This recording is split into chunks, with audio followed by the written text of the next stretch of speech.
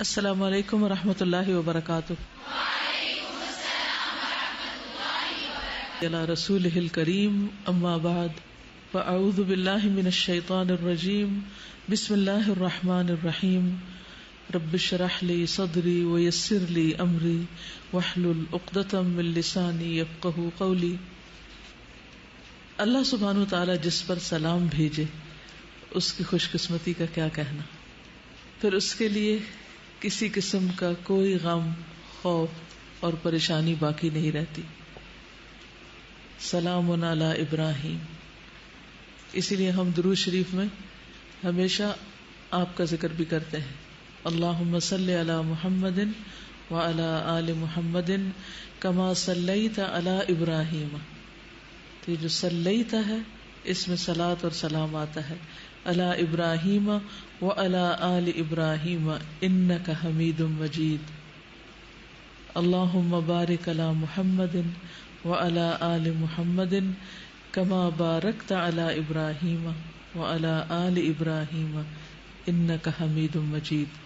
تو اللہ سبحانہ وتعالیٰ کی صفت المجید ہے، اور اللہ سبحانہ وتعالیٰ نے اپنی خاص رحمت کے ساتھ حضرت ابراہیم اور اہل و عیال اور ان کی آل کو برکتیں عطا فرمائی. تو ہم نبی صلی اللہ علیہ وسلم اور آپ کی آل اور آپ کی ازواج اور آپ کے اہل بیت سب کے لیے اسی برکت کی دعا کرتے ہیں. یہ دعائیں کس کے حصے میں آتی ہیں؟ صرف ایک جملے میں جواب دیجیے، یہ دعائیں کس کے حصے میں آتی ہیں؟ محسنین کے لیے ہوتی ہیں. محسن کون ہوتا ہے؟ دوسرے کو حق سے بڑھ کے دینے والا. ایسا انسان کب کر سکتا ہے؟ حق سے بڑھ کر دینا گویا اپنے حق کی قربانی کرنا ہے. تو یہ سلام اور یہ رحمتیں اور یہ برکتیں اور یہ خیر و بھلائی عام ہے اس کے لیے جو قربانی کی سطح پر جیے، جو ہر وقت صرف حقوق مانگتا نہ رہے کہ یہ میرا حق ہے اور یہ میرا حق ہے، بلکہ حق دینے والا بنے. اور خاص طور پر جس انسان کو حق نہ مل رہا ہو وہ اگر حق دینے والا بن جائے، یعنی ایک تو یہ ہے کہ آپ کو کچھ مل رہا ہے تو آپ بھی دے رہے ہیں، آپ کو حق مل رہا ہے آپ بھی حق دے رہے ہیں، تو یہ احسان کا درجہ نہیں ہے، یہ تو بدلے کا ہے، عدل ہے. احسان کا درجہ یہ ہے کہ کوئی آپ کا حق نہیں دیتا، کوئی آپ سے اچھا سلوک نہیں کرتا، لیکن آپ پھر بھی اس کے لیے اچھا ہی سوچتے ہیں، اس کے لیے خیر خواہ ہوتے ہیں. کوئی آپ کی قدر نہیں بھی کرتا، کوئی آپ کو ایکنالج نہیں بھی کرتا، کوئی آپ کو اپریشیٹ نہیں بھی کرتا، کوئی آپ کی تعریف نہیں بھی کرتا، پھر بھی آپ کام کیے چلے جاتے ہیں. تو یہ سب کچھ کیا ہے؟ دراصل قربانی، احسان. تو جو ایسا کرتا ہے اس کی قدردانی کون کرتا ہے؟ قربانی کرنے والے کی قدردانی اللہ سبحانہ وتعالیٰ فرماتے ہیں. اور اللہ کی طرف سے ایسے لوگوں پر سلامتی اور برکتیں اور رحمتیں نازل ہوتی ہیں. تو جس پر اللہ کی طرف سے رحمتیں نازل ہوں پھر اس کو کسی بھی چیز کی کمی نہیں ہوتی، نہ دنیا میں نہ آخرت میں. تو اس لیے ہماری ساری توجہ اس بات پر ہونی چاہیے کہ ہم کیا کر سکتے ہیں، ہم کسی کو کیا دے سکتے ہیں، ہم اللہ کے دین کے لیے کیا کر سکتے ہیں. اتفاق سے آج صبح کی جو میری تلاوت ہے اس میں لن تنالوا البر حتی تنفقوا مما تحبون کی آیات تھی، اور اتفاق سے میرا بیٹا بھی ساتھ لیٹا ہوا تھا، تو میں تلاوت شروع کی تو کہتا کہ آپ مجھے ساتھ ساتھ ترجمہ بھی بتاتی جائیں. تو ایک تو کل کا لیکچر بیچ میں آ گیا، تھوڑا بہت اس کے پوائنٹس، اور دوسرا میں نے یہ دیکھا کہ لن تنالوا البر سے لے کر آگے کافی آیات جو ہیں ان میں امر بالمعروف اور نہی عن المنکر کا ذکر آتا ہے کہ یہی لوگ کامیاب ہونے والے ہیں، ایسے ہی لوگوں پر اللہ کی رحمتیں نازل ہونے والی ہیں. تو میں اس پر غور و فکر کرنے لگی ان ساری آیات پر جو بھی میں نے پڑھ کر سنائی، کہ دین کا تقاضا ہم امت مسلمہ سے یہی ہے کہ ہم صرف اپنے لیے نہ جئیں، اوروں کے لیے بھی جئیں، اور اوروں کے لیے سب سے بہترین چیز دینے والے ہوں کہ ان کی آخرت کی بھلائی سوچنے والے ہوں. دینے کو تو دنیاوی ضروریات پوری کرنا بھی ایک بہت بڑا احسان ہوتا ہے کسی کے دکھ درد مصیبت میں، کسی کی بیماری میں، کسی کے بھوک میں، کسی کی اور کسی تکلیف میں پریشانی میں کام آنا. لیکن یہ پریشانیاں تو وقت کے ساتھ ساتھ ختم ہوتی چلی جائیں گی. کسی نے کیا خوب کیلکولیشن کی کہ آخرت کا دن یوم الآخرہ 50,000 سال کا ہے، اور ایک ایوریج انسان جو زندگی جیتا ہے اگر اس کے مقابلے میں ایک ریشو لگایا جائے تو یہ زندگی صرف 41 سیکنڈز بنتی، یعنی دنیا کی زندگی 41 سیکنڈز بنتی. تو اس 41 سیکنڈ کے لیے انسان اپنی آخرت کو داؤں پہ لگا دے صرف حشر کے دن. اور حشر کے دن کا حساب آسان نہیں ہے، آسان نہیں ہے.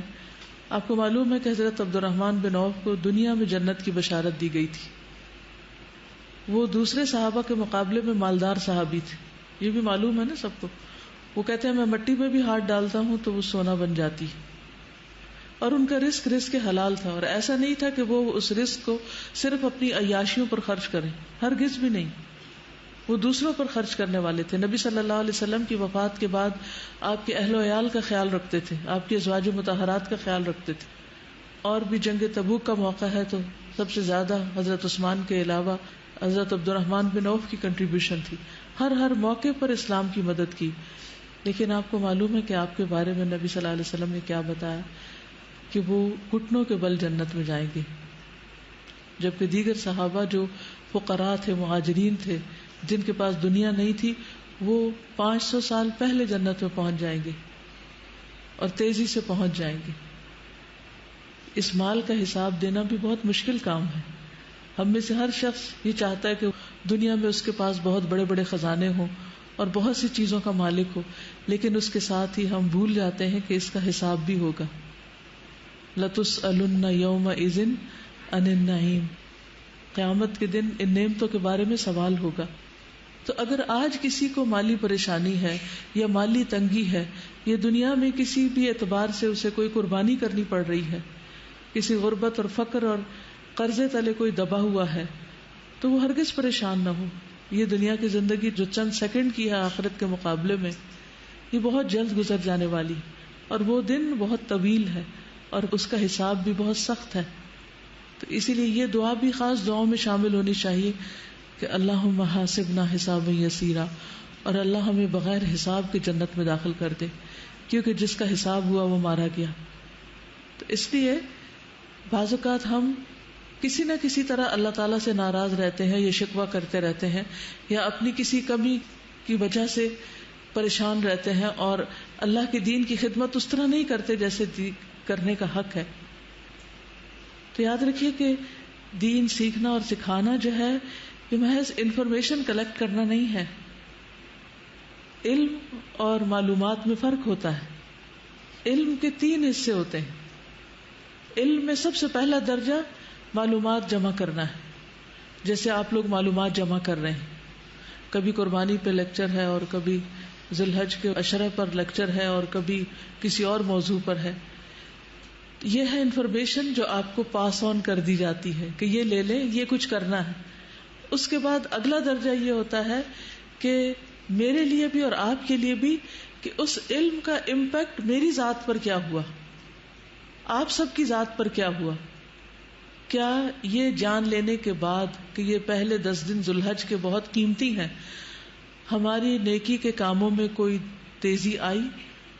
ہم عام دنوں کے مقابلے میں کوئی ایسا عمل کرنے لگے کہ جو ہم عام دنوں میں نہیں کرتے تھے، کیونکہ ان دنوں کا عمل اللہ تعالیٰ کو بہت زیادہ محبوب ہے. اور کرنے کے کاموں میں جو کام بتائے گئے، کیا ان میں سے کچھ ہم نے اپنے عمل میں شامل کیے؟ اگر اس کا کوئی امپیکٹ ہم پر نہیں ہوا تو گویا ہم نے صرف معلومات حاصل کی، ہم نے علم حاصل نہیں کیا. اور وہ جو جزا ہے اور وہ جو ثواب اور وہ جو درجات کی بلندی ہے علم حاصل کرنے کے ساتھ جس کا تعلق ہے، وہ علم کے ساتھ ہے، معلومات کے ساتھ نہیں ہے کہ آپ نے بہت سی معلومات اکٹھی کر لی. دیکھا یہ جائے گا کہ آپ نے ان پر عمل کتنا کیا ہے، کیا عام دنوں کے مقابلے میں ان دنوں میں آپ کی تسبیحات زیادہ ہوئیں؟ کیا مزید تسبیحات آپ کے ذکر میں شامل ہوئیں؟ کیا ان چیزوں کی پابندی آپ نے شروع کی جن کا ہمیں معلوم ہوا کہ کرنی چاہیے ان دنوں کے اس اعتبار سے اور نسبت سے؟ خصوصاً جو نبی صلی اللہ علیہ وسلم کا فرمان ہے کہ ان دنوں میں کثرت کے ساتھ تحلیل اور تکبیر اور تحمید کہو، یعنی اللہ سبحانہ تعالیٰ کی تعریف کرو اور تکبیر کہو. کیا ہم نے ان دنوں میں واقعی اس خاص ذکر کو اپنایا؟ اگر اپنایا، یعنی آپ میں دو طرح کے لوگ ہوں گے، ایک وہ جنہوں نے ان چیزوں کو سیریسلی لیا، کیونکہ دین ایک سیریس چیز ہے، وما ہوا بالہزل، یہ کھیل کود کی چیز نہیں ہے کہ ہم روز معلومات میں اضافہ کرتے چلے جائیں. تو اگر ان چیزوں کو ہم اپنے عمل میں لے آئے تو الحمدللہ، اللہ کا شکر ہے، اللہ نے ہمیں علم عطا کیا، علم کی بلیسنگ دی.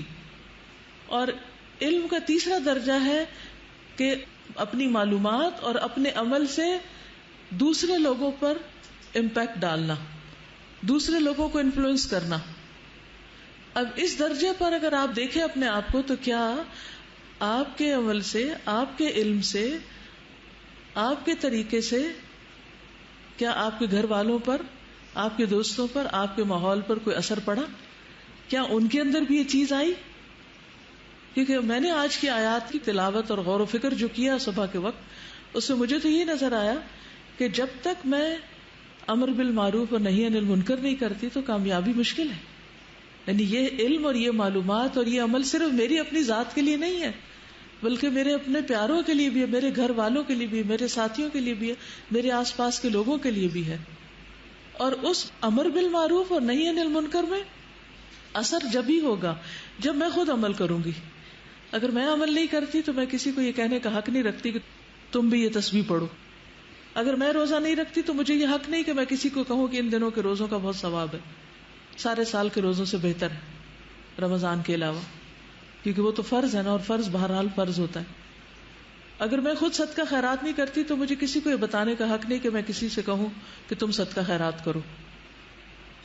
تو امر بالمعروف اور نہی عن المنکر کی کچھ شرائط ہیں، لیکن جب انسان اس تیسری سیڑھی پر قدم رکھتا ہے تو وہ ساری بشارتیں آنے لگتی ہیں اور وہ ساری کامیابیوں کے راستے کھلنے لگتے ہیں. پھر آتا ہے وہ مقام کہ جب سلام آنے لگتے ہیں، پھر اللہ کی طرف سے سلامتی کا پیغام آنے لگتا ہے اس بندے کے لیے جو ان چیزوں پر عمل کرنے والا ہو، واقعی جو علم والا ہو. اور انما یخش اللہ من عبادہ العلماء، علماء کی ڈیفینیشن کیا کی گئی کہ وہ اللہ سے ڈرنے والے ہوتے ہیں. اور اسی طرح مومن کی ڈیفینیشن کیا ہے؟ انما المؤمنون الذین اذا ذکر اللہ وجلت قلوبہم. مومن تو وہ ہوتے ہیں کہ جب اللہ کا نام لیا جاتا ہے، اللہ کا ذکر آتا ہے تو ان کے دل کانپنے لگتے ہیں. اس ڈیفینیشن پر اپنے آپ کو پرکھ کر دیکھیں، کیا واقعی آپ کا دل ہلتا ہے جب اللہ کا ذکر ہوتا ہے، یا آپ اللہ کے نام پر ویسے ہی بس سن لیتے ہیں، پڑھ لیتے ہیں جیسے کوئی عام چیز ہوتی ہے. آپ اگر ان دنوں میں کوئی نئی صورت یاد کر رہے ہیں، یا قرآن پاک کی ریویژن کر رہے ہیں، یا ترجمے کی دہرائی کر رہے ہیں، یا درس دے رہے ہیں، یا کوئی بھی اللہ کے نام کی تسبیح کر رہے ہیں، تو کیا آپ کے دل کی حالت بدلتی ہے یا نہیں؟ تو دل کی حالت بدلنی چاہیے، یہ مطلوب اور مقصود ہے. اور اگر یہ نہیں بدلتی تو پھر ہم کس قسم کے مومن ہیں؟ انما صیغہ حصر ہے. کیا مطلب ہوتا ہے انما؟ سوائے اس کے کہ نہیں، یعنی اس کے سوا ہے ہی نہیں کچھ. مومن تو ہوتے ہی بس وہ ہیں کہ جن کے سامنے اللہ کا ذکر کیا جائے یا وہ اللہ کا ذکر کرے تو ان کے دل کانپ اٹھیں، ان کے دل ہل جائیں، ان کے دل بدل جائیں، ان کے دل اس ذکر کو محسوس کریں. بالکل اسی طرح جب آپ کے کسی پیارے کا ذکر کیا جاتا ہے آپ کے سامنے تو کیا ہوتا ہے؟ کسی بھی محبوب شخصیت کا نام آپ کے سامنے آئے، اس کی تصویر دیکھیں یا اس کی آواز سنیں یا اس کا کچھ بھی، تو آپ کا دل کا کیا حال ہوتا ہے؟ کیا کرتے ہیں آپ؟ ہارٹ بیٹ فاسٹ ہو جاتی ہے. یہ جو ہارٹ بیٹ فاسٹ ہونا ہے نا، یہی وجلت قلوبہم ہے کہ اللہ کا نام آتے ہی ہارٹ بیٹ فاسٹ ہو جائے. اور جس کی سارے دن میں ایک دفعہ بھی نہ ہو تو اس کا دل تو پھر مردہ ہی ہے نا، مردہ کا دل نہیں بچتا، اس کی ہارٹ بیٹ فاسٹ نہیں ہوتی. اس لیے قربانی کے اس موسم کو اور قربانی کے ان دنوں کو اور قربانی کے اس ریچول کو صرف ریچول نہ سمجھیں، انہیں عام دن نہ سمجھیں. ایک ایک لمحہ گزرتا چلا جا رہا ہے اور ایسی حسرت آتی کہ یا رب کیا کیا ہے، ابھی تو اور بہت کچھ کرنا چاہیے تھا. تو ادھر ادھر کی فضول باتیں، لغویات اور غیر ضروری چیز چھوڑ کر عبادت کے لیے، ذکر کے لیے سنجیدگی اختیار کریں. تو آئیے آج ہم قربانی کے کچھ احکامات بھی پڑھ لیتے ہیں کہ اگرچہ آپ شاید خود قربانی نہ کریں، آپ کے والد کریں یا آپ کے شوہر کریں، لیکن آپ کو یہ معلوم تو ہونا چاہیے کہ اس قربانی سے متعلق ہمیں کتنی شرائط بتائی گئی ہیں، کتنی تاکیدیں کی گئی اور کتنا علم دیا گیا ہے جس پر ہمیں عمل کرنا ہے. یعنی ایسا نہیں کہ قربانی کا لفظ ہے اور آپ کہیں کہ میں تو روز گھر میں قربانی دیتی ہوں کہ مجھے بہت کچھ سننا پڑتا ہے اور میں چپ رہتی ہوں تو یہ میری قربانی ہے، تو میں ان دنوں میں یہی قربانی کر رہی ہوں. یہ تو قربانی نہیں ہے، اس قربانی کی بات نہیں ہو رہی. یہاں بکرے اور گائے اور اونٹ کی قربانی کی بات ہو رہی، مرغی کی بھی نہیں ہو رہی، چڑیا کی بھی نہیں ہو رہی. تو اس لیے جس قربانی کی بات ہو رہی ہے اس سے متعلق آپ کا دین آپ کو کیا بتاتا ہے پتہ ہونا چاہیے، تاکہ آپ لوگوں کے لیے گواہ بن جائیں، لوگوں کو بتانے والے بن جائیں کہ وہ کیا کریں اور کیا نہ کریں. یہ کس میں آئے گا؟ امر بالمعروف و نہی عن المنکر. یہ نہیں کر سکتے آپ جب تک کہ آپ کو علم نہ ہو. ٹھیک ہے؟ تو سب سے پہلی بات تو یہ ہے کہ قربانی کرنے والا بال اور ناخن نہ کاٹے.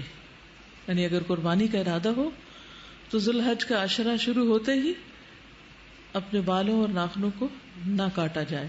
نبی صلی اللہ علیہ وسلم نے فرمایا جب ماہ ذی الحجہ شروع ہو جائے اور تم میں سے کسی کا قربانی کرنے کا ارادہ ہو، اور آپ نے عشرہ کا نام لیا، اذا دخلت العشر، تو وہ اپنے بالوں اور جلد میں سے کچھ نہ لے.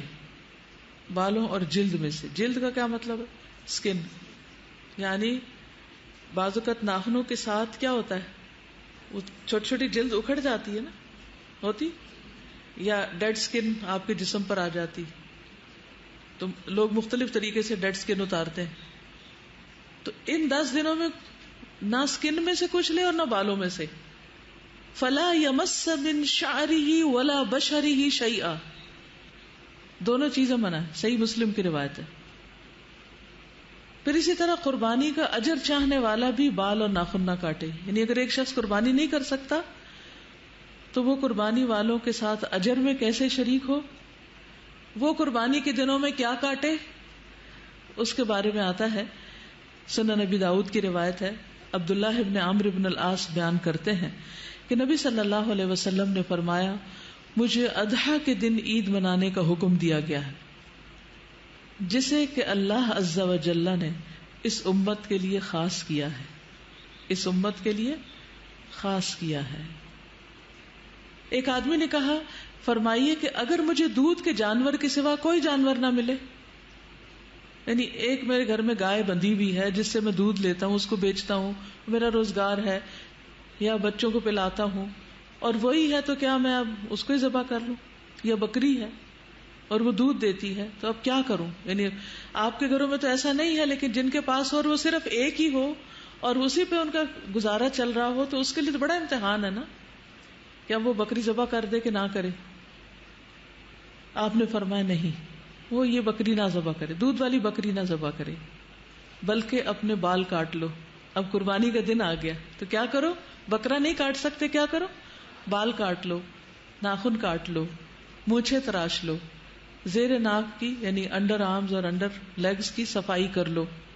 اللہ کے ہاں تمہاری یہی کامل قربانی ہوگی، کیونکہ یہ سنت ابراہیمی میں سے ہے، یعنی ختنہ کرنا اور مونچھیں تراشنا اور داڑھی کے بال بڑھانا اور باقی جسم کی صفائی کرنا. تو اس لیے عید کے دن انسان کو صاف ستھرا ہونا چاہیے. یہ نہیں 10 دن بھی نہیں کاٹے اور اس دن بھی اسمیل لے کے پھرتے رہیں، پھر یہ نہیں ہونا چاہیے. اپنے آپ کو صاف ستھرا کریں اور اس نیت کے ساتھ اب کریں گے. ٹھیک ہے؟ یعنی اگر ذرا سی بھی سستی آنے لگے تو اس سستی کو دور کر لیں گے کہ مجھے قربانی والوں کے ساتھ شامل ہونا ہے. ان کا سوال یہ تھا کہ کیا ہم اپنے بال وغیرہ اور ناخن وغیرہ عید پڑھنے کے بعد کاٹیں یا اس سے پہلے؟ تو چونکہ قربانی کا حکم نماز پڑھنے کے بعد ہے، اس لیے یہ بال وغیرہ اور ناخن وغیرہ بھی اس کے بعد ہی آپ کاٹیں۔ نبی صلی اللہ علیہ وسلم نے فرمایا، مجھے عید الاضحیٰ کے دن قربانی کا حکم دیا گیا ہے، اور اللہ نے اس دن کو اس امت کے لیے عید کا دن قرار دیا ہے۔ ایک آدمی کہنے لگا، یہ بتائیے اگر مجھے کوئی جانور نہ ملے سوائے اپنے بیٹے کے جانور کے، یعنی اس نے بکری پالی، میری اپنی نہیں، تو کیا میں اسی کی قربانی دے دوں؟ کیونکہ بیٹے کا مال باپ کا مال ہوتا ہے۔ ایک حدیث میں آتا ہے، انت و مالک لابیک، تم اور تمہارا مال اپنے باپ کے ہو، یعنی باپ بیٹے کے مال میں سے اگر کچھ لیتا ہے تو چور شمار نہیں ہوگا۔ نبی صلی اللہ علیہ وسلم نے فرمایا کہ نہیں، بلکہ تم اپنے ناخن تراشو، بال کاٹو، مونچھیں برابر کرو، زیر ناف بال صاف کرو، اللہ کے ہاں یہی کام تمہاری طرف سے مکمل قربانی تصور ہوں گے۔ یہ سب کام تمہارے لیے مکمل قربانی تصور ہوں گے۔ ٹھیک ہے، یہ تو ہو گیا ایک کرنے کا کام۔ لسٹ بنا رہے ہیں آپ؟ اوکے، تاکہ بھول نہ جائیں، اور دوسروں کو بھی بتانا ہے، دوسروں کو بھی اس میں شریک کرنا ہے۔ قربانی کے دن روزہ رکھنے کی ممانعت ہے، اگرچہ نظر مانی ہوئی ہو۔ مثلا اگر کسی نے یہ نظر مانی ہو کہ میں ہر مہینے کی 10 تاریخ کو روزہ رکھوں گی، اور 10 تاریخ کو تو عید آ گئی، تو ابھی روزہ نہیں رکھ سکتے چاہے نظر مانی ہو، تو عید کے دن روزہ نہیں۔ عبداللہ ابن عمر رضی اللہ تعالی عنہما سے روایت ہے، ان سے ایک ایسے شخص کے بارے میں پوچھا گیا جس نے نظر مانی ہو کہ کچھ مخصوص دنوں میں روزے رکھے گا، پھر اتفاق سے انہی دنوں میں بقرہ عید یا عید کے دن پڑ گئے۔ عبداللہ ابن عمر نے کہا کہ تمہارے لیے رسول اللہ صلی اللہ علیہ وسلم کی زندگی بہترین نمونہ ہے، آپ بقرہ عید کے دن اور عید کے دن روزہ نہیں رکھتے تھے، اور نہ ان دنوں میں روزے کو جائز سمجھتے تھے۔ ٹھیک ہے، ان دنوں میں روزہ کوئی رکھے بھی تو اس کا روزہ نہیں ہوتا، یہ کھانے پینے کے دن ہے۔ اصل میں دین کیا ہے؟ اطاعت کا نام ہے۔ جب کہا جائے کھانا پینا چھوڑ دو تو چھوڑ دے، اور جب کہا جائے کھانا پینا بند نہیں کرو تو اس وقت بند نہیں کرے، روزہ نہیں رکھے۔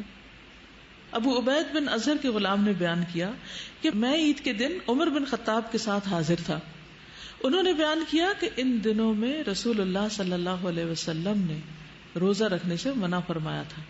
ایک تو روزہ افطار کرنے کا دن ہے، اور دوسرا وہ دن جس میں تم اپنی قربانی کا گوشت کھاتے ہو۔ دونوں عیدوں میں فرق یہ ہے کہ عید الاضحیٰ کے دن نماز کے بعد کچھ کھاتے ہیں، اس سے پہلے نہیں، اور عید الفطر کے دن نماز سے پہلے کھا کر جاتے ہیں۔ پھر آ جاتا ہے قربانی کا جانور۔ فضیلت کے اعتبار سے جانوروں کے درجے، افضل قربانی کے بارے میں مختلف آراء ہے کہ سب سے افضل قربانی کون سی۔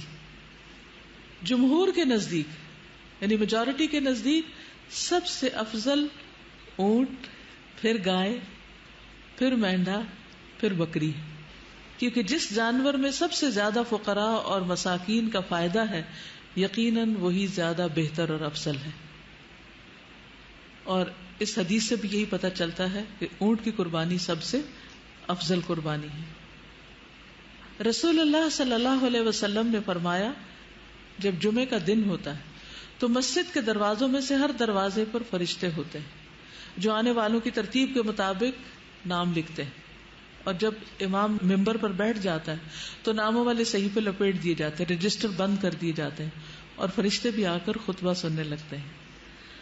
اور گرمی میں پہلے آنے والے کی مثال اس انسان جیسی ہے جو اونٹ قربان کرتا ہے، یعنی سب سے پہلے جو آتا ہے گرمی کے موسم میں، اور کافی دیر اس کو خطبے کا انتظار کرنا پڑتا ہے مسجد میں، تو اس کا اجر اونٹ قربان کرنے والے کی طرح ہے۔ پھر جو آتا ہے اس کا اجر گائے قربان کرنے والے کی طرح، پھر مینڈھا قربان کرنے والے کی طرح، اور پھر جو آیا وہ تقرب کے لیے مرغی پیش کرتا ہے، پھر جو آیا گویا وہ تقرب کے لیے انڈا پیش کرتا ہے۔ تو یہ ترتیب بتا دی گئی کہ سب سے زیادہ پھر اجر کس کا ہے؟ اونٹ کا۔ انشاءاللہ اس سال بھی الہدا میں اونٹ کی قربانی ہوگی، اور ایک حصہ 14,500 کا ہے، اور عید کے دوسرے دن ہوگی یہ قربانی، یعنی سب کے سامنے اونٹ ذبح کیا جائے گا، جیسے پچھلے سالوں میں کچھ لوگوں نے دیکھا بھی ہوگا کہ یہاں الہدا کے فرنٹ ایریا پر سب فیملیز جمع ہوتی ہیں، مرد ایک طرف ہوتے ہیں، عورتیں ایک طرف ہوتی ہیں، بچے ایک طرف ہوتے ہیں، اور پھر اونٹوں کو نہر کیا جاتا ہے، اور وہ سین بھی دیکھنے والا ہوتا ہے. مثلا اگر ہم گھر میں نہیں قربانی کر سکتے، نہ گائے کی، نہ بکرے کی، نہ کسی اور کی، تو جہاں ہو رہی ہو وہاں ہی جا کر شریک ہو جائے. اور اس کے بعد یہ ہے کہ سب مل کے یہاں پر کھانا وانا کھاتے ہیں. تو ہو سکے تو آپ اپنی فیملی کے ساتھ چکر لگا سکتے ہیں، کیونکہ رشتے داروں کو بھی ملتے جلتے رہتے ہیں، لیکن دین کے دوستوں کو عید کے دن یا خوشیوں کے دن ہم عام طور پر بھول جاتے ہیں. تو اگر گھر والے موافقت کریں، لڑ جھگڑ کے نہیں، لیکن اگر گھر والے موافقت کریں اور ساتھ آنے پہ تیار ہوں، تو ان کو یہ سنتیں بھی تازہ ہوتی نظر آئیں گی. کیونکہ عموماً ہمارے یہاں پاکستان میں اونٹ کی قربانی کا رواج نہیں ہے. قربانی کے جانور کی صفات، کیسا جانور ڈھونڈا جائے؟ سب سے پہلے تو یہ ہے کہ خریدار سمجھدار ہو، سمجھدار خریدار کا انتخاب کیا جائے. ایسے کسی کو بھی پیسے پکڑا کے سبزی لینے نہ بھیج دیں. عام دنوں میں بھی ہم کس کو بھیجتے ہیں کچھ خریدنے کے لیے؟ جس کو کوئی عقل سمجھ ہو. عروہ بن جعد البارقی رضی اللہ عنہ سے روایت ہے کہ نبی صلی اللہ علیہ وسلم نے انہیں 1 دینار دیا کہ اس سے قربانی کا جانور یا بکری خرید لائے. انہوں نے 2 بکریاں خرید لی، پھر ایک کو 1 دینار میں بیچ دیا. پھر وہ نبی صلی اللہ علیہ وسلم کے پاس 1 بکری بھی لے آئے اور دینار بھی لے آئے. یعنی آپ نے کیا کیا؟ 1 دینار دیا، انہوں نے جا کے 2 بکریاں خریدی اور 1 بکری 1 دینار میں بیچ کر دینار بھی واپس لے، بکری بھی لے آئے. اتنا سمجھدار ہونا چاہیے خریدار. تو آپ نے ان کو تجارت میں برکت کی دعا دی. چنانچہ ان کا حال ایسا ہو گیا کہ وہ مٹی بھی خریدتے تو اس میں نفع ہوتا. نہیں، آپ نے خوش ہو کر دعا دی ان کو کہ اللہ تمہارے رزق میں، تمہارے مال میں برکت دے. پھر اسی طرح اس کا رنگ کیسا ہو؟ اس کا رنگ تو کوئی بھی ہو سکتا ہے، لیکن رسول اللہ صلی اللہ علیہ وسلم ایسا مینڈھا قربان کیا کرتے تھے جو سینگوں والا، نر یعنی میل، اور جو سیاہی میں دیکھتا، سیاہی میں کھاتا، سیاہی میں چلتا. سیاہی میں دیکھتا یعنی اس کی آنکھوں کے آس پاس کا حصہ کالا، سیاہی میں کھاتا یعنی اس کے منہ کا اگلا حصہ کالا، اور سیاہی میں چلتا یعنی اس کی پنڈلیاں کالی. تو ایسا بکرا یعنی قریب ترین مشابہت ہے. اگر ایسا مل جائے تو بہت اچھا ہے. دیکھیے جیسے یہ ہے حضرت عبداللہ بن عمر والا طریقہ، فرض نہیں، کوئی واجب نہیں، کچھ ایسی سنت موقدہ نہیں کہ آپ کو ضرور ایسا بکرا ڈھونڈ کے لانا ہے. لیکن ایک سنت ہے جو حضرت عبداللہ بن عمر کی ہوتی تھی. وہ کیا کرتے تھے؟ وہ اتباع کرتے تھے. ہر چیز میں، چھوٹی چھوٹی چیزوں میں، راستوں میں، سڑک پہ چلتے ہوئے، اٹھنے میں، بیٹھنے میں، ہر چیز میں نبی صلی اللہ علیہ وسلم کو فالو کرتے تھے. اور ایک ایکسپشنل صورت تھی ان کی.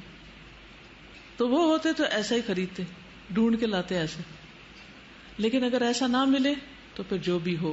ابو ہریرہ سے روایت ہے کہ رسول اللہ صلی اللہ علیہ وسلم نے فرمایا، خاکستری یعنی براؤنش رنگ کا جانور ذبح کرنا اللہ تعالیٰ کو 2 کالے رنگ کے جانور ذبح کرنے سے زیادہ محبوب ہے. یعنی پورا کالا بکرا جو ہم عام طور پر صدقے میں دیتے ہیں، اگر 2 بھی دیے جائیں اس کے مقابلے میں 1 براؤن زیادہ افضل ہے. یہ پتہ نہیں کہاں سے کالے بکرے کے صدقے کا رواج پڑا تھا. سمجھ آئی بات؟ یعنی ایک طرف 2 کالے بکرے اور ایک طرف 1 براؤن بکرا، زیادہ ثواب کس میں؟ براؤن میں. ٹھیک. تو اس لیے اگر کبھی صدقے کا بکرا بھی دینا ہو تو اس میں کالا رنگ نہ ڈھونڈے. ہاں، کالا رنگ صرف اس حد تک کہ جو منہ کے آگے ہو اور آنکھوں اور پاؤں کے، بس. پھر یہ کہ 2 دانت والا ہو، 2 دانتا ہو. رسول اللہ صلی اللہ علیہ وسلم نے فرمایا صرف 2 دانتا جانور ہی ذبح کرو، سوائے اس کے کہ تمہارے لیے بہت مشکل ہو جائے تو بھیڑ کا جزع کو قربان کر سکتے ہو، یعنی بھیڑ کا بچہ قربان کر سکتے ہو. سائز درمیانہ ہو. یونس بن میسرہ بن حلبس نے کہا، میں اللہ کے رسول صلی اللہ علیہ وسلم کے صحابی ابو سعید الزرقی کے ساتھ قربانی کے جانور خریدنے کے لیے گیا. یونس بن میسرہ بیان کرتے ہیں کہ ابو سعید نے ایک ایسے مینڈے کی طرف اشارہ کیا جس کے کانوں اور گلے کا کچھ حصہ سیاہ تھا. وہ جسمانی طور پر نہ زیادہ اونچا تھا نہ پست تھا. انہوں نے فرمایا میرے لیے یہ خرید لو. گویا انہوں نے اسے رسول اللہ صلی اللہ علیہ وسلم کے مینڈے کے مشابہ قرار دیا کہ اس سے قریب تر ہے. یعنی اگر تینوں چیزیں نہ بھی ہو کالی تو ایک ہو جائے، دو ہو جائے اور تین ہو جائے تو بہت اچھا ہے. اور اسی طرح یہ کہ بہت اونچے بڑے کی تلاش بھی ضروری نہیں ہے، درمیانے سائز کا بھی کافی ہے. ابو ہریرہ رضی اللہ عنہ سے روایت ہے کہ اللہ کے رسول صلی اللہ علیہ وسلم جب قربانی کا ارادہ فرماتے تو بڑے موٹے سینگ دار سفید اور سیاہ رنگ کے 2 خصی مینڈے خریدتے. ٹھیک ہے، یعنی خصی کرنا بکروں کو وہ ہوتا ہے جس میں وہ آگے بچے نہیں پیدا کر سکتے. ٹھیک. ابو سعید رضی اللہ عنہ بیان کرتے ہیں کہ رسول اللہ صلی اللہ علیہ وسلم ایسا مینڈا قربانی کیا کرتے تھے جو سینگوں والا اور نر غیر خصی ہوتا تھا. پھر اسی طرح جانور خریدتے وقت اچھی طرح دیکھ بھال کر لی جائے، غور سے دیکھا جائے. حضرت علی سے مروی ہے کہ جناب رسول اللہ صلی اللہ علیہ وسلم نے ہمیں حکم دیا کہ قربانی کے جانور کی آنکھ اور کان اچھی طرح دیکھ لیں. ایسے جانور کی قربانی سے منع فرمایا جس کا کان آگے یا پیچھے سے کٹا ہو، جس کو کٹ نہ لگا ہو، پھٹا ہوا نہ ہو، نہ اوپر سے اور نہ نیچے والی سائڈ سے لٹکنے والی طرف سے، یا اس میں سوراخ نہ ہو، یا وہ پھٹ نہ گیا ہو، یعنی کہیں سے بھی کٹ وغیرہ نہ لگا ہو، یا جسم کے دیگر اعضاء کٹے ہوئے نہ ہو. ٹھیک ہے، یعنی دیکھ بھال کے جانور خریدنا چاہیے. آنکھ بھی دیکھنی چاہیے، کان بھی دیکھنے چاہیے، دانت بھی دیکھنے چاہیے. صرف رنگ اور سائز دیکھ کے نہیں لے لیں. جانور لا کر اس کی خدمت کی جائے. حضرت عائشہ کہتی ہیں کہ رسول اللہ صلی اللہ علیہ وسلم بیت اللہ کی طرف ہدی بھیجتے تھے، یعنی خود تو نہیں جا سکتے تھے تو کیا کرتے ہیں، وہاں قربانی کے لیے جانور بھیج دیتے تھے. آپ لوگ بھی بھیج سکتے ہیں. میں اپنے دونوں ہاتھوں سے ان کے ہار بٹتی تھی، وہ علامت کے طور پر ان کے ہار بٹتی تھی، یعنی ان کے گلے میں جو چیز ڈالی جاتی تھی، رسیاں بٹ کے مختلف رنگوں کی یا مختلف خاص طریقے کی بٹائی، تو وہ اپنے ہاتھ سے بناتی تھی اور گلے میں ڈالتی تھی.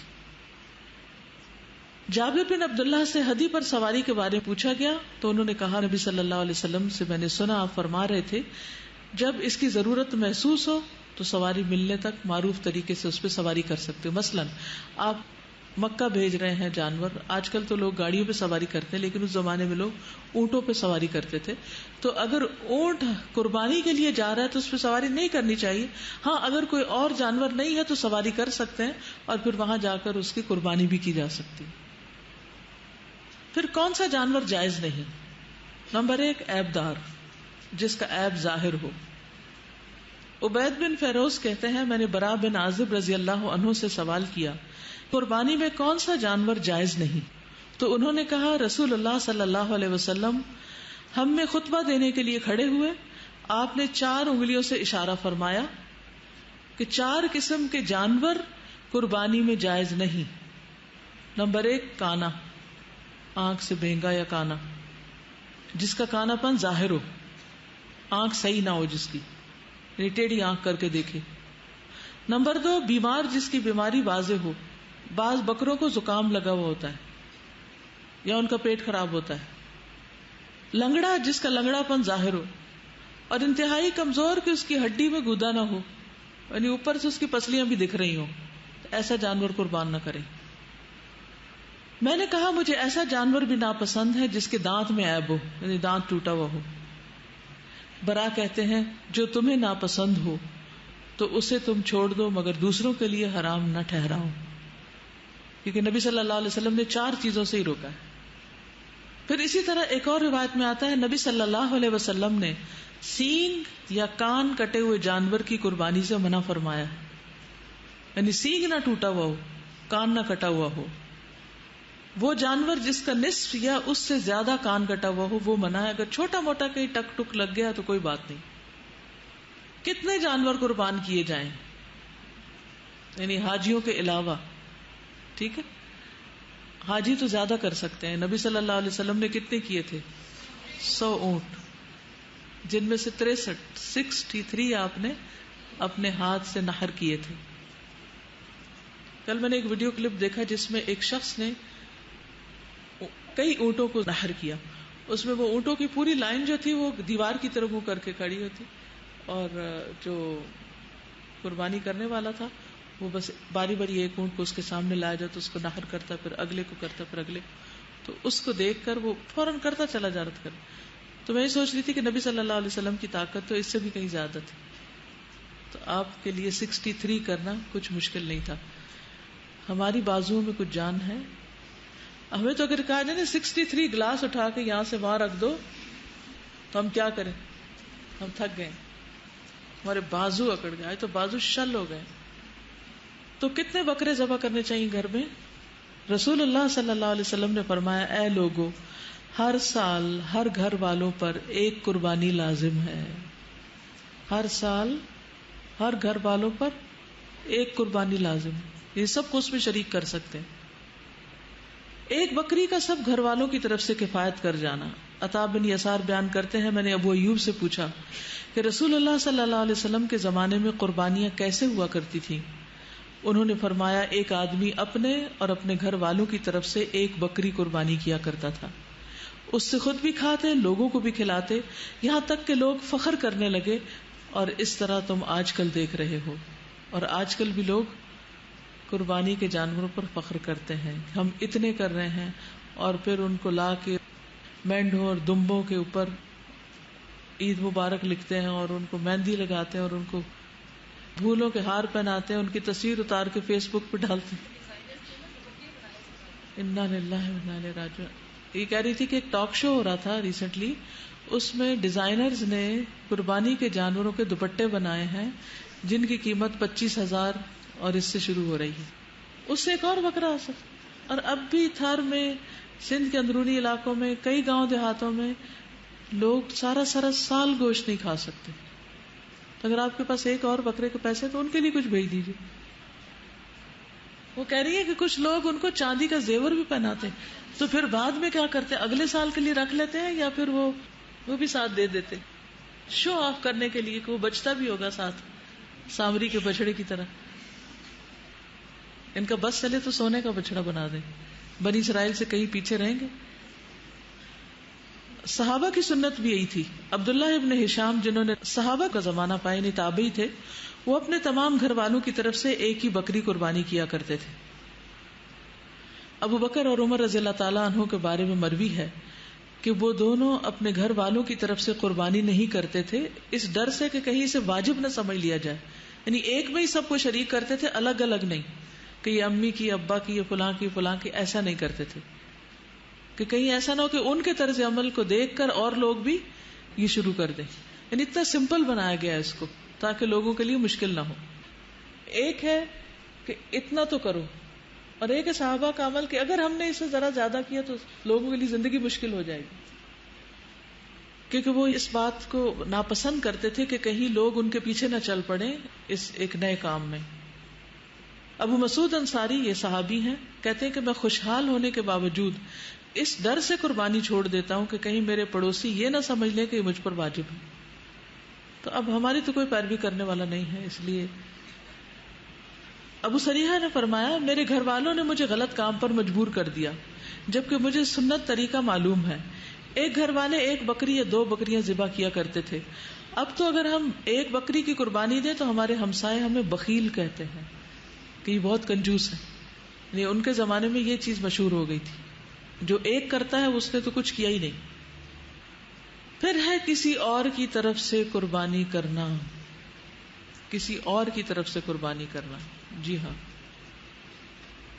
کیا کی جا سکتی؟ جی ہاں. حضرت عائشہ کا بیان ہے کہ ہمارے پاس قربانی کے دن گوشت لایا گیا تو میں نے پوچھا کہ یہ کیا ہے. حضرت عائشہ کہتی ہیں کہ قربانی کا گوشت آیا، میں نے پوچھا یہ کیا ہے، تو لانے والے نے کہا کہ رسول اللہ صلی اللہ علیہ وسلم نے اپنی بیویوں کی طرف سے قربانی کی ہے. یعنی قربانیاں باہر کھلی جگہ پر ہوتی تھی نا، تو گوشت بنا کے آپ نے گھر بھیجا تو سب ازواج کو تقسیم ہوا. تو اس سے کیا پتہ چلتا ہے کہ شوہر بیوی کی طرف سے قربانی کر سکتا ہے، اور اگر بیوی کی طرف سے کر سکتا ہے تو کیا ماں باپ کی طرف سے کر سکتا ہے. اور پھر کیا میت کو بھی قربانی میں شریک کر سکتا ہے؟ میت کو بھی شریک کر سکتا ہے. یعنی اگر انسان یہ نیت کر لے کہ یہ قربانی میری طرف سے، میرے والدین کی طرف سے جو زندہ ہیں یا جو فوت ہو چکے ہیں ان سب کی طرف سے، میرے بچوں کی طرف سے ہے، تو ایسا کیا جا سکتا ہے، چاہے ایک بکری کیوں نہ، سب کو ثواب میں شریک کر لیا جائے. جی ابو ہریرہ رضی اللہ عنہ سے روایت ہے کہ اللہ کے رسول صلی اللہ علیہ وسلم جب قربانی کا ارادہ فرماتے تو 2 بڑے موٹے سینگ دار سفید اور سیاہ رنگ کے خصی مینڈے خریدتے. ان میں سے ایک اپنی امت کے ان افراد کی طرف سے ذبح کرتے جو اللہ کے ایک ہونے اور رسول اللہ صلی اللہ علیہ وسلم کے احکامات پہنچانے کی گواہی دیں، یعنی جو شہادتین پڑھیں. اور دوسرا اپنی طرف سے اور اپنی آل کی طرف سے ذبح کرتے تھے، یعنی اپنے گھر والوں کی طرف سے، ایک اتباع کی طرف سے اور ایک آل کی طرف سے. تو اس سے کیا پتہ چلتا ہے کہ دوسروں کو قربانی میں شریک کیا جا سکتا ہے، لیکن جو گھر والوں کی ہے وہ گھر والوں کی ہے. آپ یہ نہیں کہہ سکتے یہ میرے گھر والوں کی طرف سے بھی اور فلاں فلاں دوست کی طرف سے، کیونکہ آپ کی سنت کیا بتا رہی؟ ایک بکرا آپ کیا کرتے؟ اپنی طرف سے، اپنے خاندان والوں کی طرف سے کرتے، اور دوسرا امت کی طرف سے. ایک آل اور ایک امت کی طرف سے. اور آل اور امت میں کیا فرق ہے؟ آل اور اتباع کا لفظ اگر اکٹھا آئے تو کیا مطلب ہوتا ہے؟ آل سے مراد خاندان والے اور اتباع سے مراد امت. ٹھیک ہے. اور اگر صرف آل کا لفظ آ گیا ہے، اونلی آل، تو اس میں پھر سارے شامل ہو جاتے ہیں. جو طاقت نہیں رکھتے ان کو قربانی میں شریک کرنا. ابو سعید خدری کہتے ہیں کہ رسول اللہ صلی اللہ علیہ وسلم نے ایک سینگوں والے مینڈے کی قربانی کی اور فرمایا یہ میری طرف سے ہے اور میری امت کے ان افراد کی طرف سے جو قربانی کرنے کی طاقت نہ رکھتے ہوں، جو نہیں قربانی کر سکتے. کیسی دل جوئی کی آپ نے، کیسی کیئر تھی، کیسی محبت تھی. پھر گائے اور اونٹ کے حصے کتنے ہیں؟ 2 لفظ کیوں آ رہے 7 اور 10؟ اچھا اس کا فرق بتا دیتی ہوں کہ اونٹ کے حصے 7 کب ہیں اور 10 کب ہیں. ٹھیک ہے. ابن عباس کہتے ہیں کہ ہم لوگ ایک سفر میں رسول اللہ صلی اللہ علیہ وسلم کے ہمراہ تھے. عید الاضحیٰ آ گئی، چنانچہ ہم نے 10 آدمیوں کی طرف سے ایک اونٹ اور 7 آدمیوں کی طرف سے ایک گائے مشترکہ طور پر ذبح کی. حج اور عمرے میں اونٹ کی قربانی کے 7 حصے ہیں، اس کے علاوہ 10 کیے جا سکتے ہیں. ٹھیک، یعنی حج اور عمرے کے وقت اگر آپ قربانی کریں تو پھر اونٹ اور گائے دونوں کے 7 حصے ہوں گے. ادروائز سفر میں ہو یا گھر پر ہو تو اونٹ کے 10 حصے بھی کیے جا سکتے ہیں، کیونکہ اونٹ مہنگا ہوتا ہے نا.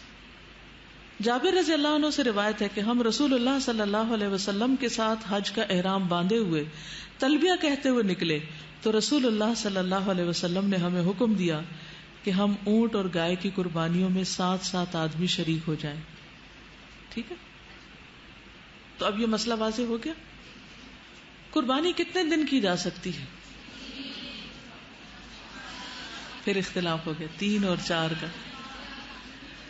نبی صلی اللہ علیہ وسلم نے فرمایا ایام التشریق ذبح، ایام تشریق ذبح کے ایام ہیں. اور ایام تشریق کون کون سے ہیں؟ 14 تو نہیں؟ اوکے 11 12 13 یہ تو آپ الحمدللہ قرآن میں پڑھ چکے ہیں. رسول اللہ صلی اللہ علیہ وسلم نے فرمایا یوم عرفہ 9 ذی الحجہ، یوم نحر 10 ذی الحجہ اور ایام تشریق ہم اہل اسلام کے عید کے ایام ہیں، یہ کھانے اور پینے کے دن ہیں. یعنی جو حج پر ہیں لوگ وہ ذوالحج کا کہ 9ویں تاریخ کا بھی روزہ نہیں رکھیں گے. ٹھیک ہے، وہ کھائیں پیئیں گے.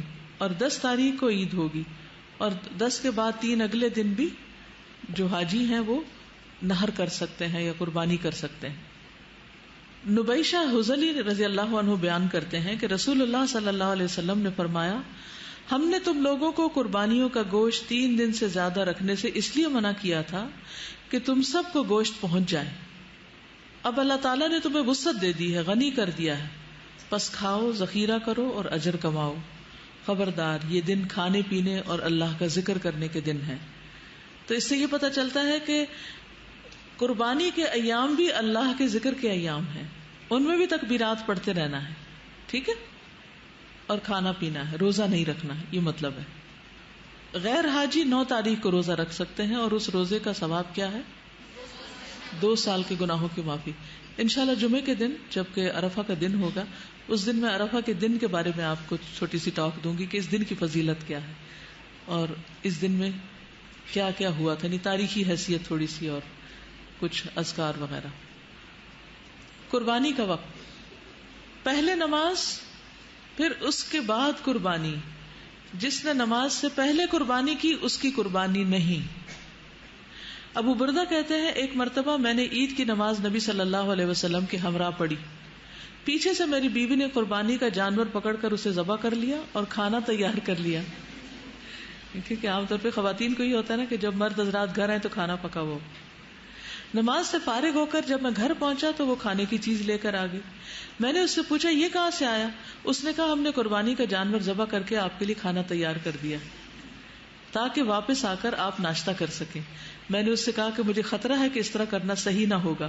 چنانچہ میں نبی صلی اللہ علیہ وسلم کی خدمت میں حاضر ہوا اور سارا واقعہ بتایا. آپ نے فرمایا قربانی نہیں ہوئی. جو شخص ہماری نماز سے فارغ ہونے سے قبل ہی جانور ذبح کر لے اس کی قربانی نہیں. ٹھیک ہے، اس کی قربانی نہیں. تو یہ شاید ان سے اللہ تعالیٰ نے اس لیے کروا لیا تاکہ سب کو اچھی طرح پتہ چل جائے کہ مرد حضرات کے نماز پڑھ کے واپس آنے تک جانور قربان نہیں کرنا. یعنی اس رخصت سے ناجائز فائدہ نہیں اٹھانا کہ آپ قربان کر سکتی ہیں. یعنی اس سے ایک بات تو یہ پتہ چلتی ہے نا کہ خواتین بھی قربانی کر سکتی. کبھی کر کے تو دیکھیں، آپ کی ہارٹ بیٹ بہت تیز ہو جائے گی، وہ جو نہیں ہو رہی نا کئی دنوں سے. قال النبی صلی اللہ علیہ وسلم من ذبح قبل الصلاة فلیعد. نبی صلی اللہ علیہ وسلم نے فرمایا جس نے نماز سے پہلے قربانی کر لی وہ دوبارہ قربانی کرے. عام گوشت اور قربانی کے گوشت کا فرق. نبی صلی اللہ علیہ وسلم نے فرمایا جس نے نماز سے پہلے قربانی کی تو اس کا ذبیحہ گوشت ہے، عام گوشت ہے جو کسی بھی دن آپ کرتے ہیں، جسے وہ گھر والوں کے لیے لایا ہے. قربانی سے اس کا کوئی بھی تعلق نہیں. ٹھیک ہے. السلام علیکم. استاد ایک کوشچن پوچھنا تھا کہ قربانی کرنی ہے تو پھر قربانی کرنے کے بعد چیزیں کاٹیں گے، مطلب نیز اور بال جو کاٹیں وہ پھر قربانی کرنے بہتر یہی ہے، ورنہ عید کے بعد کر سکتے ہیں، نماز کے بعد نماز کے بعد کر سکتے ہیں. بھینس کی قربانی اس کا ذکر نہیں آیا. جی نہیں یعنی کہ الگ الگ حصے ہو سکتے ہیں اس میں. ایک گائے کے اندر 7 حصے ہیں، مثلا ہر ایک اپنا اپنا کما رہا ہے تو اس طرح بھی کیا جا سکتا. لیکن اگر جیسے بچے چھوٹے ہیں تو ایک قربانی سب کی طرف سے، سب کا اجر اس میں ہوگا. جیسے ایک چھوٹا فیملی یونٹ ہوتا ہے، یعنی ایک سب کی طرف سے ہو جائے گی. اوکے. سبحانک اللہم و بحمدک اشہد ان لا الہ الا انت استغفرک و اتوب الیک. السلام علیکم و رحمۃ اللہ وبرکاتہ.